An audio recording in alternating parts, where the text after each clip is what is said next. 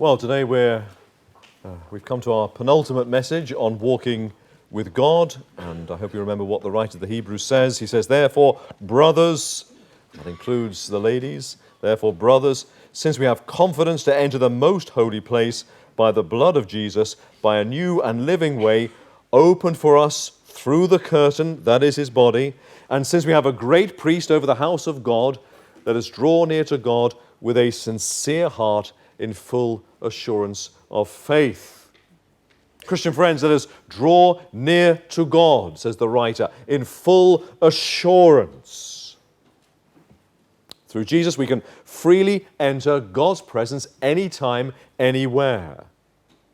We can get our souls to God. We can live within the curtain, within the veil. We can again walk with God in the garden. Through Christ, the bridge between heaven and earth has been rebuilt. There's no flaming sword, no wrath to drive us away, only the assurance of a wonderful welcome in Christ. And therefore it's our joy, the privilege beyond all privileges, to walk with God. And as we do, we discover that the fellowship with God is not a means to an end, but is the end itself. It's heaven on earth. Well, last Sunday we looked at the impact of walking with God, and we discovered three things. We discovered that if you have a closer walk with God, it will break you. If you have a closer walk with God, then you will have a new vision of Jesus, and it will transform you to be like him. And if you walk with God, it will make you heavenly minded. If you missed last week, if you want to revise what we thought about, it's all on the web or on the CDs. Do please listen to it. This morning, we're going to think about two further results of a closer walk with God. So this morning, very simply, 2 points. And the first is number 1, or if you're adding it to what we said last week, number 4, usefulness. Christian friend, do you want your life to count for Jesus? Then you must walk with God. So 2 case studies, 1 man and 1 woman. So first off, we're going to think about the man, Joshua. Now, Joshua succeeds Moses as Israel's leader, and he is faced with a colossal challenge because he's got to lead the children of Israel into the promised land. So how does God prepare Joshua for his life's work? How does he equip him for the task that he's facing?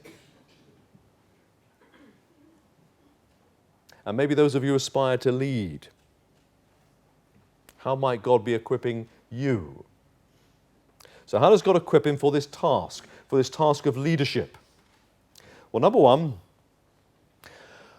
God lets him feel the misery of Egypt. Joshua grows up in the land of slavery. He grows up in the far country. So he doesn't need persuading to go to the promised land, whatever the difficulties. There's no arm twisting necessary. You wouldn't find Joshua grumbling about how hard it is to serve the Lord. Not when he's been on the treadmill of Egypt. And number 2, God throws Joshua into dangerous and threatening situations so that he can learn the art of warfare. So come with me to Exodus chapter 17. And the Amalekites are always snapping at the heels of Israel. And so it's time for a showdown. And so Exodus chapter 17 and verse 9. And Moses said to Joshua, choose us some men and go out, fight with Amalek. Tomorrow I will stand on top of the hill with the rod of God in my hand. So Joshua did as Moses said to him and fought with Amalek. And Moses, Aaron and Hur went up to the top of the hill.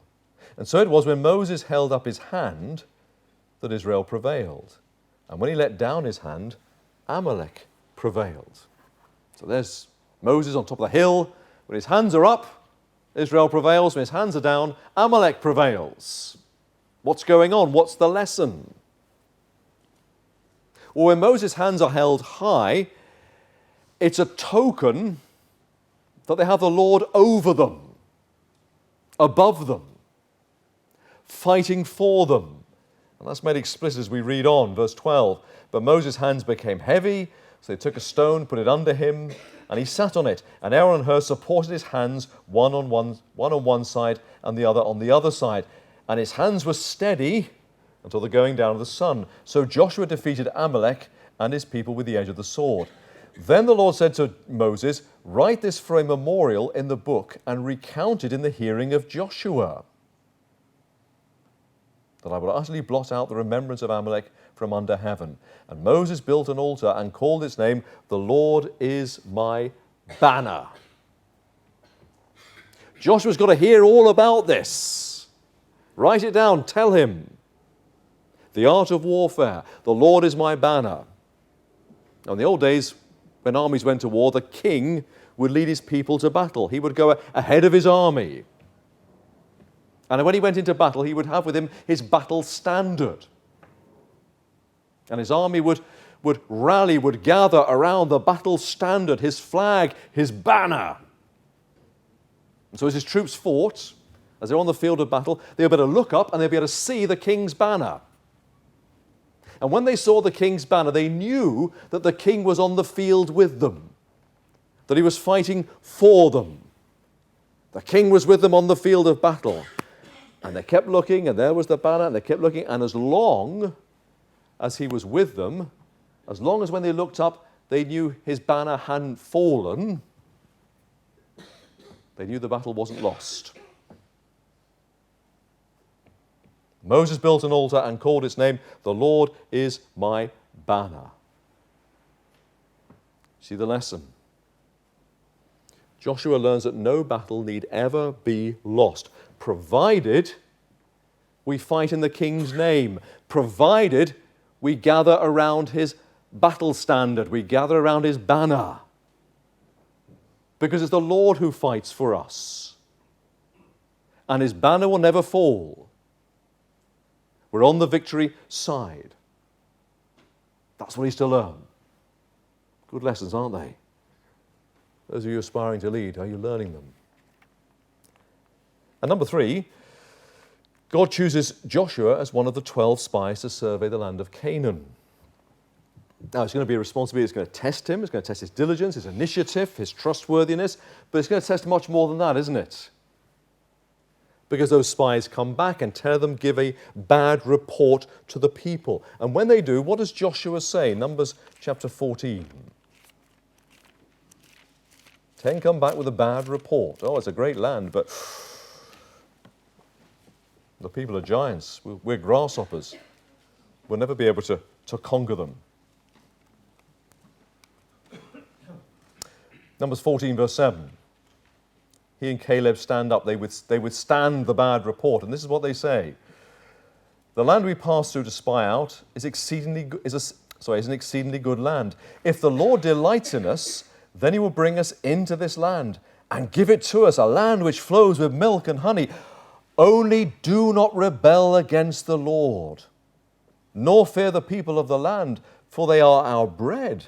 Their protection is departed from them, and the Lord is with us. Do not fear them. Great counsel, isn't it?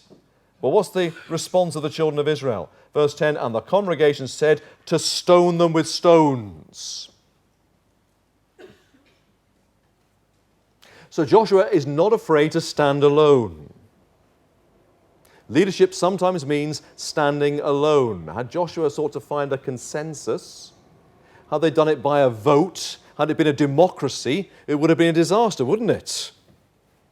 Leadership sometimes means standing alone, saying unpopular things, confronting people, reminding them of the promises of God. And Joshua is the man who sees the Lord when they don't. He's the man who's confident in the promise of his word when the others are not. He's therefore a man who is unafraid of costly obedience. And did you notice He's a man who's now seen the promised land. So he knows what he's fighting for. And number 4, God makes Joshua Moses' right-hand man. So you must have a teachable spirit, young man. And of course he's learning from Moses. He's learning from the best. So this servant-hearted man witnesses at first hand how to lead the people of God. And again, that's how we raise up leaders. So Joshua, he's seen the misery of Egypt. He's seen the glory of the promised land. He's learnt the art of warfare, that we fight under the Lord's banner. The Lord is over us. We're on the Lord's side. That's the secret of victory. And he's following in the footsteps of Moses. But it's not enough. For all his experience and teachableness and evident gifts, it's not enough. There's something more. What is it? Exodus 24.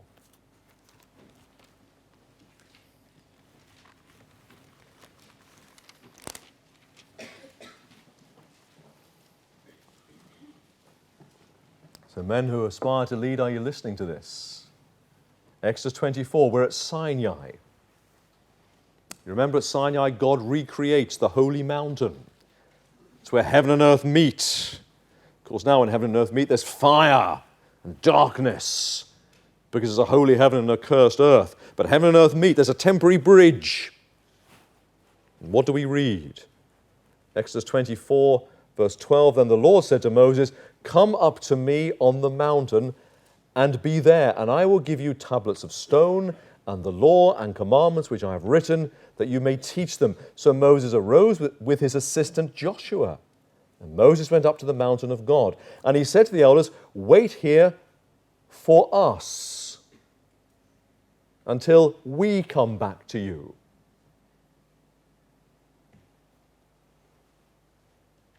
This is the man who goes up the holy mountain with Moses. This is the man who walks on the holy mountain with God. Exodus 33. It's post-Sinai.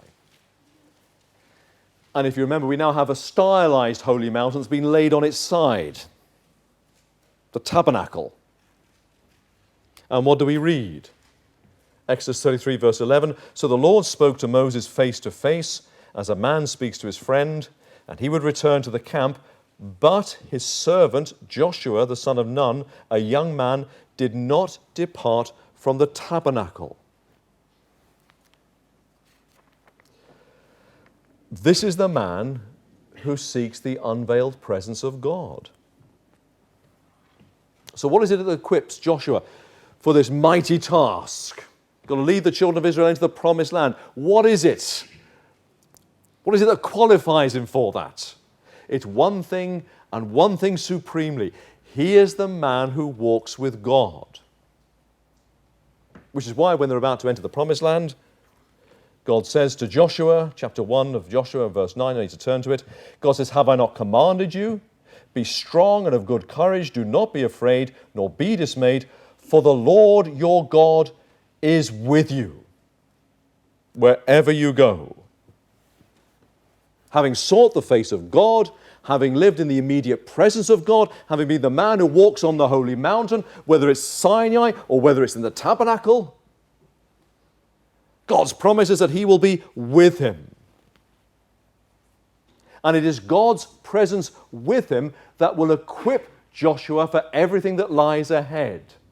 It is God's presence with him that will maximize Joshua's usefulness.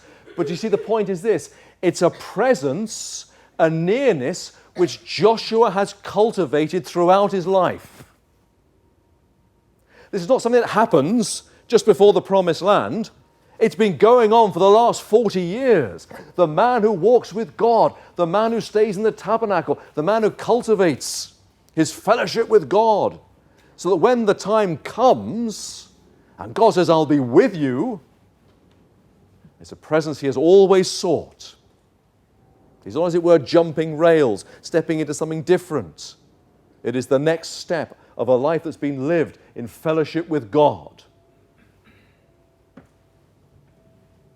So do you want your life to count for Christ? Maybe you aspire to lead. Well, are you doing your arithmetic? Are you learning the lesson? Well, on to our second example. Not a strategic leader or a mighty warrior, but no less useful. Dorcas. So let's go to the reading which we had, Acts chapter 9. Now, who is Dorcas? Chapter 9, verse 36. At Joppa there was a certain disciple named Tabitha, which is translated Dorcas. This woman was full of good works and charitable deeds which she did. That's who she is. She's full of good works, full of charitable deeds, acts of kindness. Now, in our back garden, we have 3 fruit trees. And this year, the pear tree produced 1 pear, which fell off. The apple tree produced 2 apples. And the plum tree, every branch, high branches, low branches, the lot, they were laden with ripe, sweet, juicy plums. Well, that's Dorcas. She's full. High branches, low branches, everything. She's full of good works, full of acts of kindness, charitable deeds. Her whole life is overflowing with good works, and the blessings just ripple out to the many. So when tragedy strikes and she dies, people are heartbroken. And when Peter arrives, everyone's holding in their hands what she did for them. Verse 39. And Peter arose and went with them. When he had come, they brought him to the upper room, and all the widows stood by him weeping and showing the tunics and the garments, so undergarments and overgarments, which Dorcas had made while she was with them. It's a very moving scene, isn't it? You think of Peter, he's a big bear of a man, isn't he?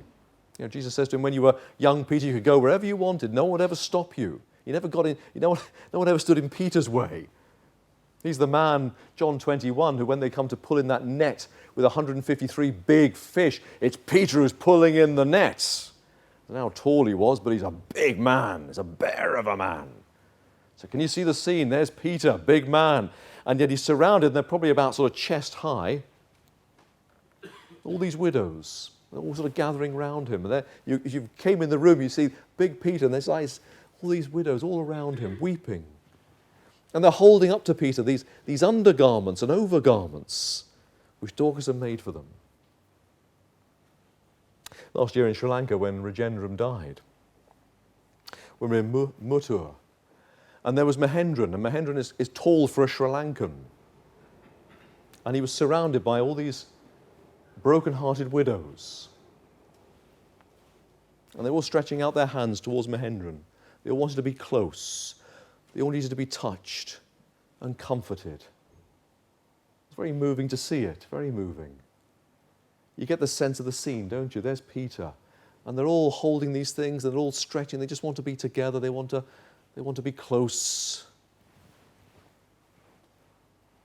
But it speaks of a wonderful testimony, doesn't it? The wonderful testimony that Dorcas had. So she may not be a Joshua leading the nation, but she's no less precious. She may not be a great warrior. After all, she makes underwear and overgarments. But is her service for the Lord any less valued? She did what the Lord gave her to do, and she did it to the full, so much so that she's made herself indispensable. And the sense is she's far too valuable to be taken yet. Verse 40, but Peter put them all out and knelt down and prayed, and turning to the body, he said, Tabitha, arise. And she opened her eyes, and when she saw Peter, she sat up, and he gave her his hand and lifted her up. And when he had called the saints and widows, he presented her alive. Wonderful, isn't it? Wonderful. Her life was full of good works. And says, God, those good works haven't finished yet. There's more for her to do. She's far too useful. and the Lord restores her to life. Well, maybe you think as we're going through this, okay, but it doesn't say anything about her walking with God. Well, what do we read? Verse 36, this woman was full of good works. Now, who went about doing good? Just a few verses later, Acts 10, verse 38, Peter is preaching to the household of Cornelius. This is what he says about Jesus. Verse 38, God anointed Jesus of Nazareth with the Holy Spirit and with power, who went about doing good and healing all who were oppressed by the devil, for God was with him. Jesus went about doing good, for God was with him. Here is Jesus' disciple, Dorcas. It's a life that's full of good. Implication, God is with her. This is obviously a woman who walks with God. And it's because God is with her that she is so useful. That's what makes her count. God is with her. And she's so useful, he brings her back to finish the work he's given her to do. So, Christian friends, have you learned the lesson? Usefulness.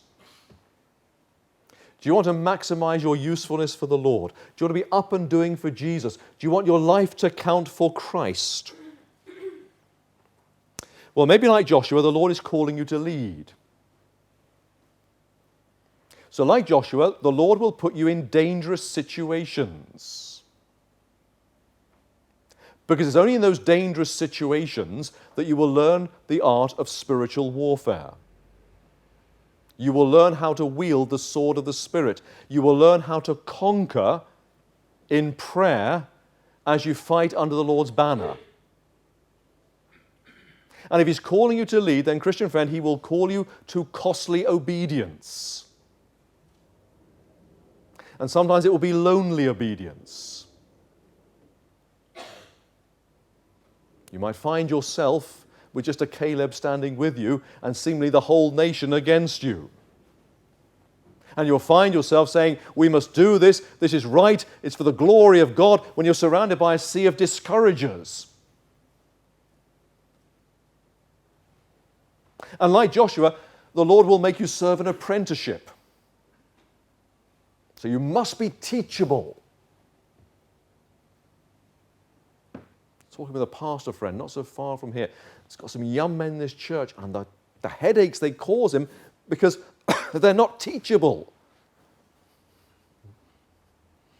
They see themselves as God's gift. I'm the blessing. Use me. But they're not teachable. See, they can't be used. Be teachable. Be servant-hearted. And like Joshua, God will give you a sight of the promised land. So you know what you're fighting for. And you'll have seen Egypt, and you've seen the promised land, and you'll say, Egypt, the promised land. It's obvious what we should do. But supremely, if you are to lead, then you must walk with God. You need God with you. So where will you get that? Direct from God.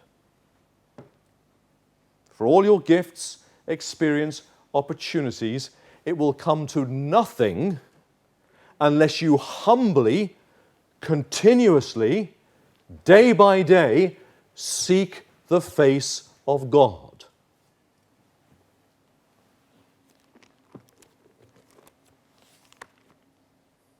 Have I not commanded you? Be strong and of good courage. Do not be afraid, nor be dismayed, for the Lord your God is with you wherever you go. Do you see, it's God's presence, a presence that Joshua has cultivated these 40 years, a presence that he sought. It's God's presence that equips us for all that we must face if we're to lead the people of God and to finish the work he's given us to do. God's presence. Maybe, Christian friend, your calling is very different. You're not being called to lead in that way. But one thing you can guarantee, Ephesians 2 verse 10, is that God has prepared for you good works beforehand, that you should walk in them. There's no problem with good works. God's prepared them for you.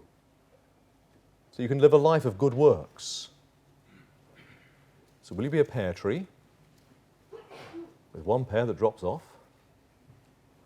Or will you be a plum tree? Will you be like Dorcas, full of good works? So much so that everyone fills the gap when you leave. That moving scene. Peter arose and went with them. When he had come, they brought him to the upper room, and all the widows stood by him, weeping, showing the tunics and garments which Dorcas had made while she was with them. Christian friend, what will I be remembered for? What I did for myself, or what I did for others? That I was full of good words that didn't come to much, or that I was full of good works that spoke for themselves, and the ripples, the blessing, went out. Do you want to be a Dorcas? So useful that God brings her back again. Then walk with the one who went about doing good. Point number 2.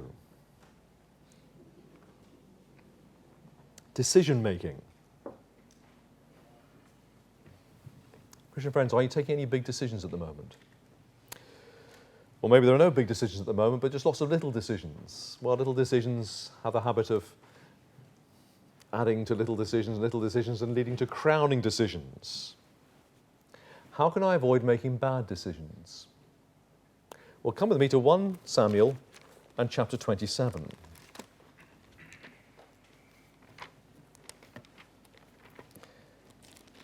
You go to the first 5 books, then Joshua, Judges, and 1 Samuel. 1 Samuel 27. And we're with David. Now, David's a fugitive.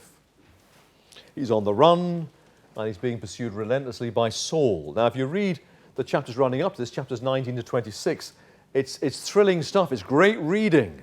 There are daring escapes and near misses. But if it's thrilling to read, it's all taking its toll on David. And he's worn down, exhausted, and you wonder when was the last time he had a good night's sleep. Added to this, chapter 26, he's been stabbed in the back by his own kinsmen, the Ziphites, who spill the beans on him.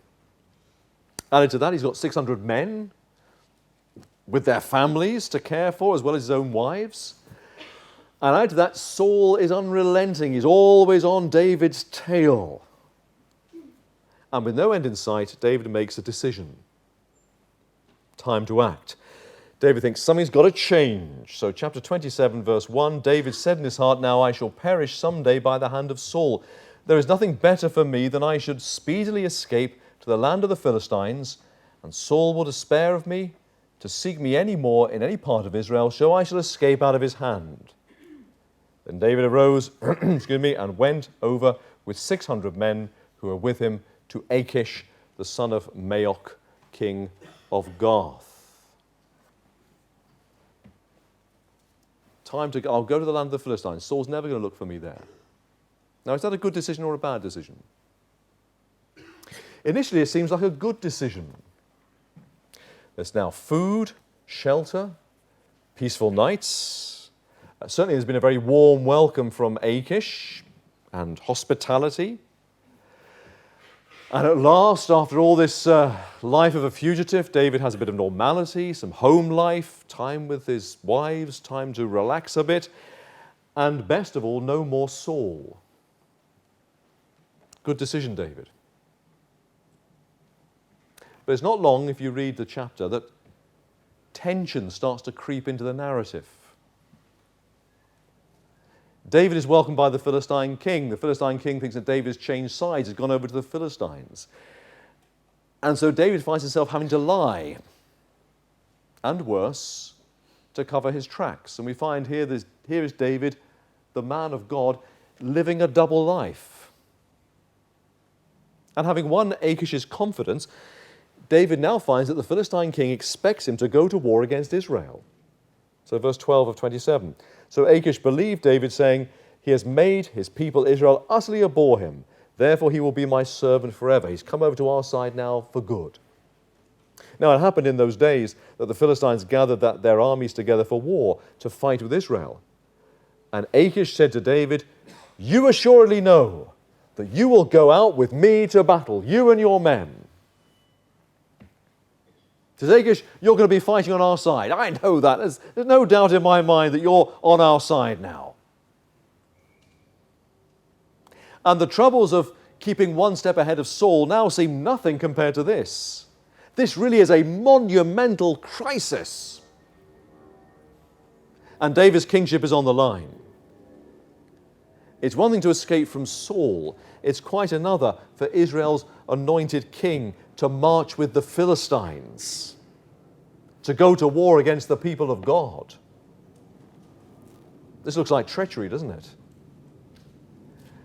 And now David's fateful decision, that smart move, let's go down to the Philistines, Saul's never going to look for me there, that decision now looks like madness.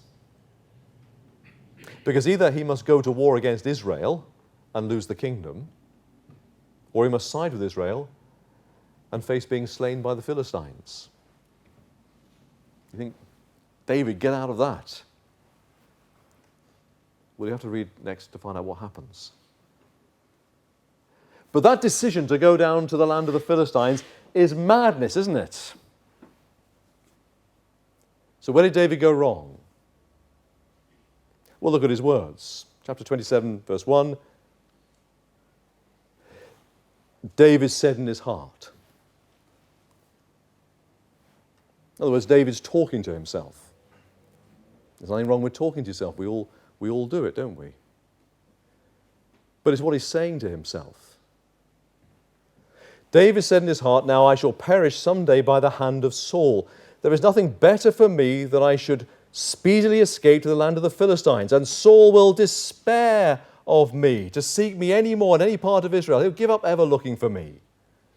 So I shall escape out of his hand.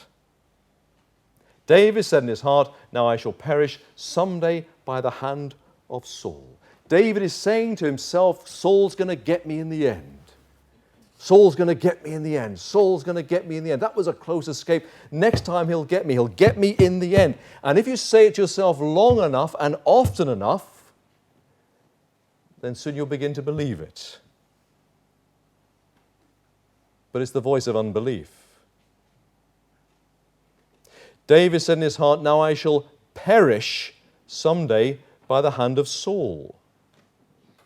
But David, hasn't God promised you the kingdom? Didn't Samuel anoint you as king? Hasn't Saul himself said, David, I know that you're going to be king? God has promised you the kingdom. So why are you saying I'm someday going to perish by the hand of Saul? Now I shall perish someday by the hand of Saul. There is nothing better for me than I should speedily escape to the land of the Philistines. Who says there's nothing better for you to do? The only person who's saying that, David, is you. What about God's promises, God's way, God's timing? Do you see what's happened? In all the stress of these months, and you cannot but sympathize with David. It's been a nightmare, hasn't it? On the run. But what's happened in all the stress? David has neglected his walk with the Lord. And instead of listening to God's voice, he's listening to his own voice. Instead of taking hold of God's promises, what God has clearly said to him in his hearing through his prophet Samuel, David is now taking things into his own hands. And because he is not walking with the God of wisdom, he makes a foolish decision that nearly costs him everything.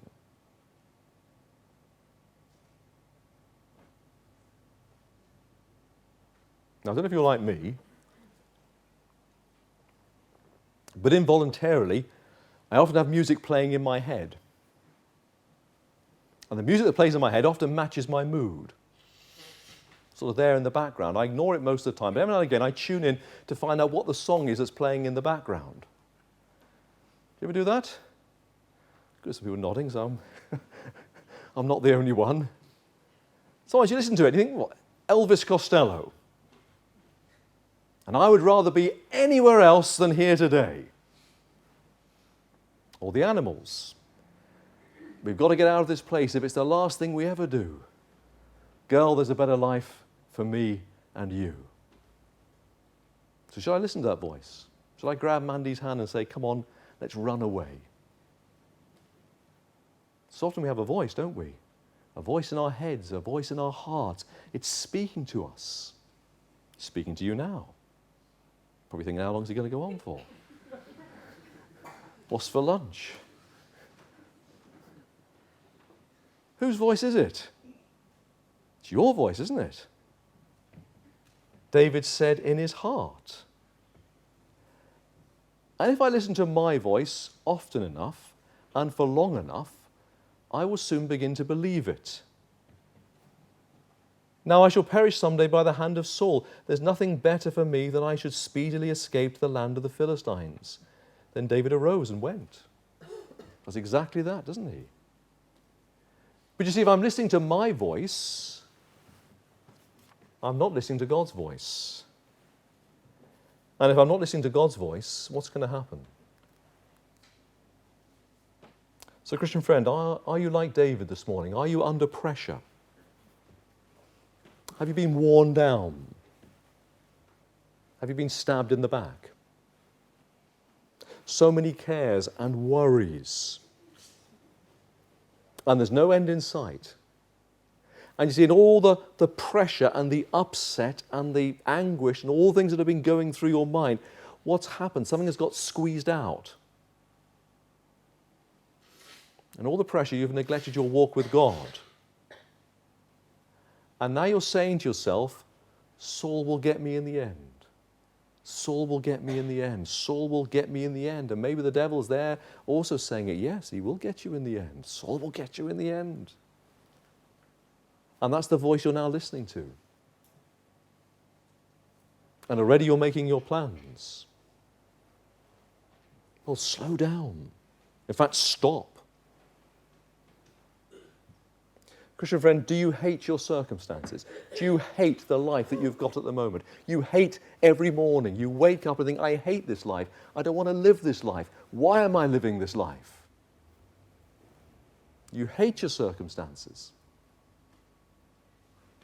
Is your marriage rocky? Are you fed up being single and you've given up of ever waiting for a godly believer? Are your children causing you grief? Is there someone dogging your steps? Are you fed up with APC? You think, oh, maybe your health is failing.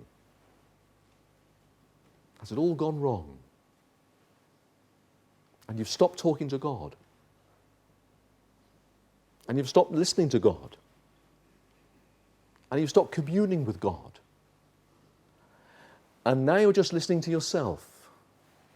And there's that voice in your head, that background music, and it won't stop, and it's just going on and on and on. And the voice in your head is getting louder and louder and louder. And you think, I can't go on like this. I can't live like this anymore. I've had enough. I've crossed a line. It's enough. I've got to do something. Something's got to change.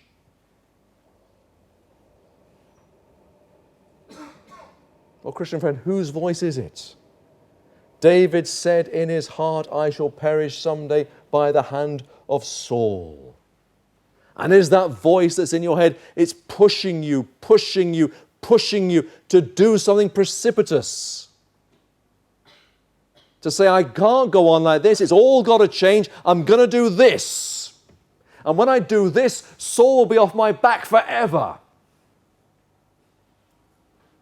But you're in danger of running into the embrace of the Philistines, of forgetting the promises of God, of leaving the safety and the circle of God's people, and in danger of taking things into your own hands.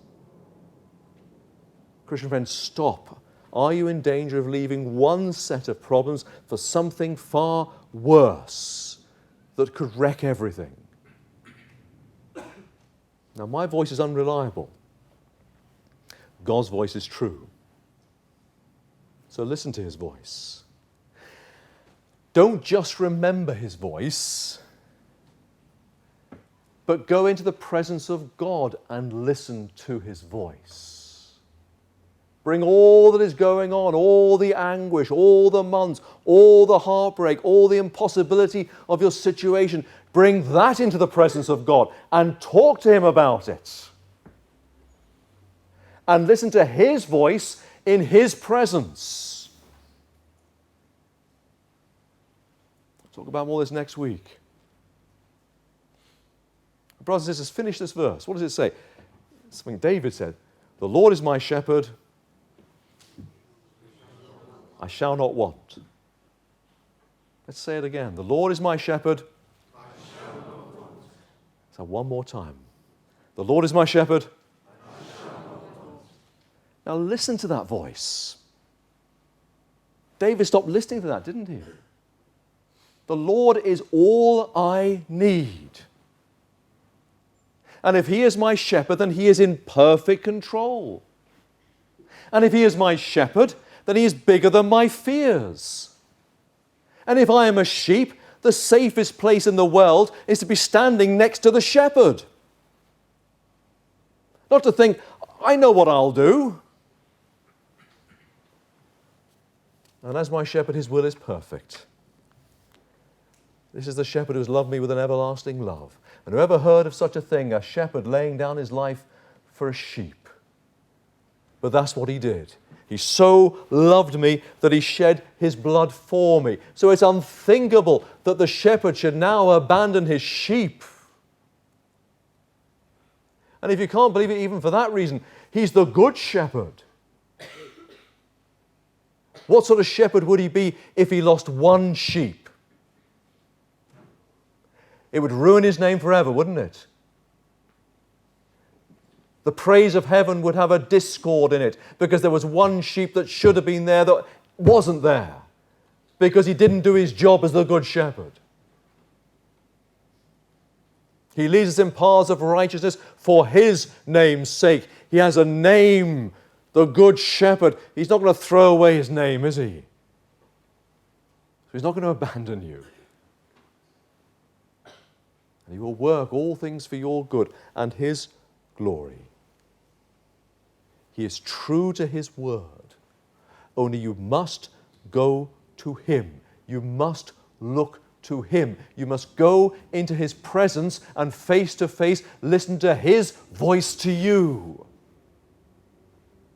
That he's my shepherd. He is all I need. Let that be the voice that you hear. Let that be the voice that goes round and round and round in your head. And if you hear it often enough and long enough, you'll begin to believe it. Christian friends, bad decisions. Whose voice are you listening to? Go direct to God. Follow the shepherd. Walk with the God of wisdom, and you will not make mad decisions. Remember the words of Proverbs? The fear of the Lord is the beginning of wisdom, and the knowledge of the Holy One is insight. You want to know what to do? Go to God. Walk with God.